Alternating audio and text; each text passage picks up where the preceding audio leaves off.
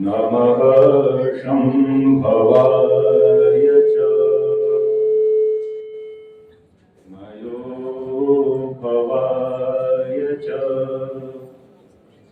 नमः शंकराय च मयस्कराय च नमः शिवाय च शिवतराय च ॐ शान्तिः शान्तिः शान्तिः। देवी हिंदी स्कूल के प्रिंसिपल सम्माननीय ओबेरॉय साहब और जिनके कंधों पर प्रभार है भविष्य के निर्माण का, ऐसे सभी अभिनंदनीय शिक्षक वृंद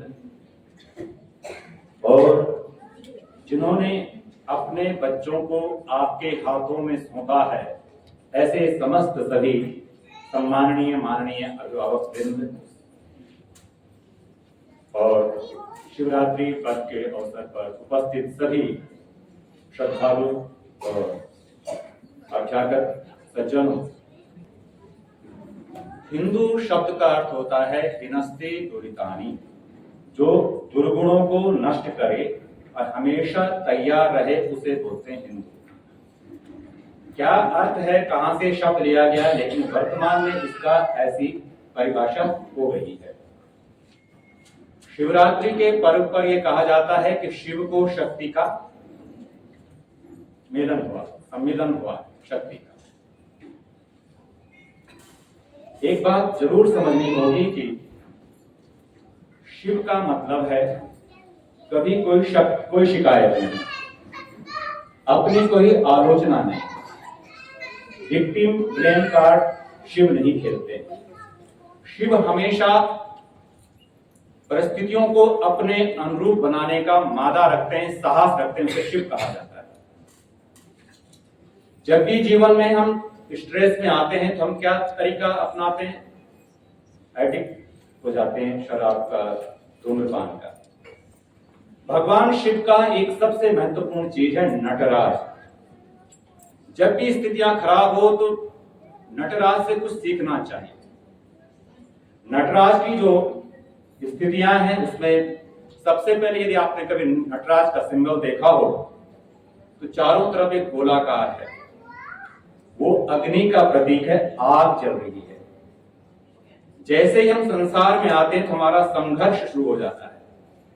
बेटा मां के पेट में भी लात मारना शुरू कर देता है, उसके आगमन का परिचय है उदर में, पेट में लात मारना। शिव बताते हैं कि संघर्ष तो आना है, जीवन का मतलब संघर्ष, और बिना संघर्ष के जीवन की कल्पना नहीं की जा सकती है। इसलिए भगवान शिव, एक हाथ में उनके मशाल है। मशाल का अर्थ होता है आग।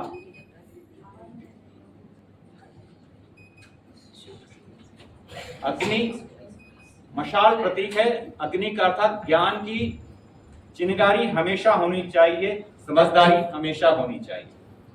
अगर समझदारी नहीं है तो जीवन में कभी भी अड़चनें आ सकती हैं।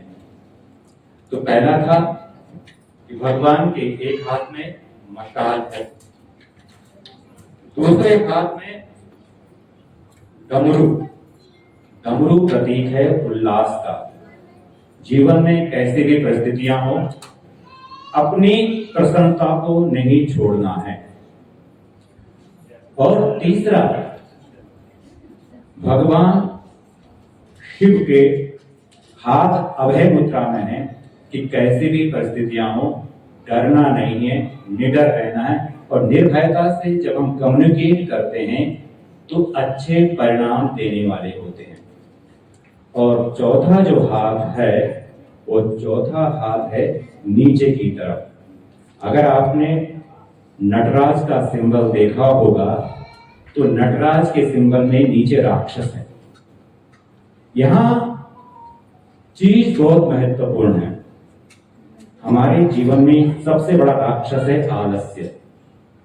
हमारे जीवन में सबसे बड़ा राक्षस है अवसाद, और सबसे बड़ा राक्षस है जब हम अपने को ही धिक्कारते हैं, आत्मधिक्कार। तो जब हम अपने राक्षस को अगर ठीक करना चाहेंगे तो सबसे पहले क्या चाहिए हमें? ज्ञान, आगे बढ़ने की ललक। दूसरा क्या है? उत्साह। और तीसरा क्या है? आत्मविश्वास। ये आत्मविश्वास तब पैदा होगा जब हमने शक्ति पर काम किया होगा। आज आप शिक्षक हैं, निवेदन करना चाहूंगा, ये जो माताएं बैठी हैं, पेरेंट्स बैठे हैं, ये अपने छोटे बच्चों को जब मार्केट जाते हैं ना, तो अपनी सासू माँ से कहते हैं कि मेरे अपने पोते को संभाल के रखना। फिर ननद को कहती है जरा तुम्हारा भतीजा है उसको ध्यान रखना। फिर पति मिलता है, पति से कहती है जरा बेटे का ख्याल रखना। मार्केट पहुंची माँ, और मार्केट पहुंचने का फिर कॉल करते घर में, जरा बेटा उठा तो नहीं। वो माँ जो अपनी सास पर भरोसा नहीं करती है, वो माँ जो अपने पति पर भरोसा नहीं करती है, वो माँ जो ननद पर भरोसा नहीं करती है, वो माँ आपके हाथों में अपने बच्चे को सौंप करके विश्वास करती कि मेरे बच्चे कुशल हाथों में, तो आपका दायित्व कम नहीं, बहुत ज्यादा है। इसलिए आपको शक्ति पैदा करनी होगी, और शक्ति के बिना आप अध्यापन नहीं कर सकते, क्योंकि आपके हाथ भविष्य का निर्माण हो रहा है।